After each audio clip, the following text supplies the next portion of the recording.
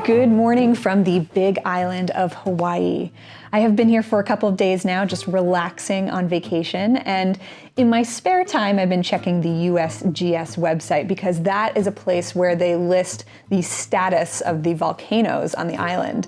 And for years I've been coming to Hawaii in the hopes of seeing an actual eruption and never lucked out. But last night at about 2:30 in the morning, Kīlauea Volcano, which is about 3 hours south of where I currently am, started erupting. Now, it's been erupting on and off since December. It's now March, and each eruption has lasted somewhere between 13 hours and 8 days. So I'm hoping with an early start, I can catch it even if it's one of the shorter flows. I'm hoping I can see my first ever volcanic eruption. It's something that I've been weirdly passionate about for my entire life, just learning how the earth works and seeing it for myself. And I don't know, I've always been fascinated by that. So I'm really excited to drive down there and hopefully see a real lava flow. A few years ago, I had the great fortune of directing a documentary on Hawaii Island. I got to know its people and its landscape in a way that resonated with me to my very core.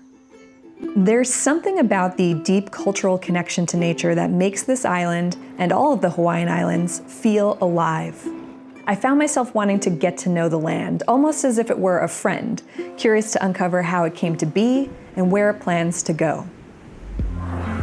With volcanic activity endlessly designing and redesigning the archipelago, today felt exceedingly special as anticipation grew for the prospect of seeing the point of creation.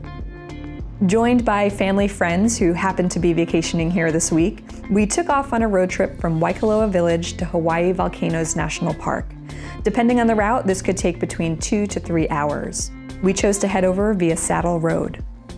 With 4 of the 5 major climate classification groups found on Hawaii Island alone, every inch of this journey welcomed in new types of terrain, weather patterns, and vegetation. Mostly though, the hardened lava, frozen in time from years past, formed a unique landscape of rolling black hills and ominous cinder cones stretching to the horizon in nearly every direction.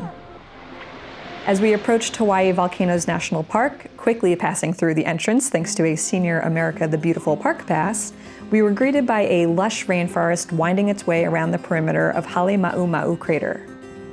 It was a dramatic drive knowing that somewhere around here a volcano was erupting, yet to be seen. We found parking along the rim and began a 20-minute paved walk to the nearest viewpoint. There's a sign I'll take a picture of. Thanks for bringing us. Oh, thank you. Thanks for coming with me. This is the way. And before we knew it, we had our very first glimpse of the eruption. My God, Ashley, it's there. Oh. It's for real. So they said 10,000 tons of SO2 a day. It's hard to quantify and distill the feeling of watching Mother Nature at work. Particularly striking to me was the sheer pressure emanating from the earth, complemented by the most vibrant oranges and reds I've ever seen. The actual glow of the lava was otherworldly, and the sound, well, I wish I could have achieved a better audio recording, but the sound was a booming, persistent hum likened to a powerful waterfall with the addition of crashing molten rock beneath it. Look at how it's splashing when it splashes on the side. Yeah. Because it's growing. I mean, there's a cone growing there now. Classified as a fairly typical shield volcano, Kīlauea is the youngest and most active volcano on the island and one of the busiest in the world. Within the summit caldera sits Halemaumau crater, home to Pele, the Hawaiian fire goddess, and the location of today's eruption. We sat along the rim for over an hour, simply in awe of the spectacle in front of us. Is this at all what you expected, or? Yeah, I mean, a little bit. Yeah. This is going to sound stupid, but I think I imagined it to be bigger. But, Yes, me too. But this landscape is making it look Yes, small in scale. Yeah. I know it's When you huge. Consider that wall is 400 feet. Yeah. It's hard to get that perspective. It is this very landscape. hard. Others joined nearby, with each and every person quietly respecting the landscape and each other.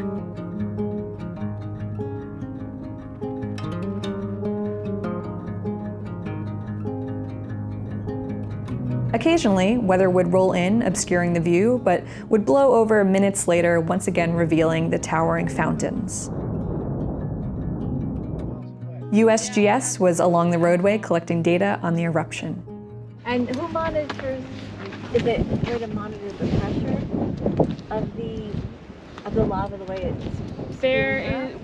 So that's usually done with like monitoring the inflation, like the deformation of the ground surface. So there's a network of really sensitive GPS sensors around, and also what's called a tilt meter, which is kind of like a bubble level for like hanging a shelf or something. So it's just, you have your bubble, and as the volcano inflates, your bubble will move. Oh, cool. So yeah, we've got those two that sort of track how... I think it would be a lot more sophisticated than that, but holy cow. I mean, it's a little more, that's not my specialty, so like that's at my level. We were here last night and we heard it sound like an explosion. It was around like 6:30, 6:40, and then we saw a couple of bursts of color. Yeah, so the noises are like the pressurized gas, like bursting. Oh, so it wasn't like the hard shell cracking. No, it's usually like a gas.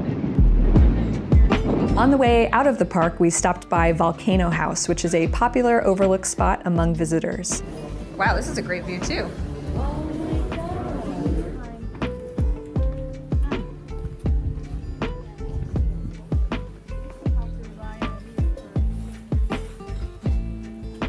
It was yet another angle of the eruption, and one which really added a sense of scale to the landscape. It was also here that we were recommended to try Aunty Pon's food truck, serving up authentic Thai cuisine just a short drive away. Thank you, it was very good. The chicken pad thai and spring rolls were delicious, and Aunty herself was filled to the brim with aloha spirit. Episode 13 of Kilauea's ongoing eruption lasted just 12 hours and 37 minutes. That means while we were at lunch, the lava flow came to a halt and fell back into a state of rest, secretly brewing within for her next big moment. In a world where I rarely find myself lucky, this adventure was certainly the exception.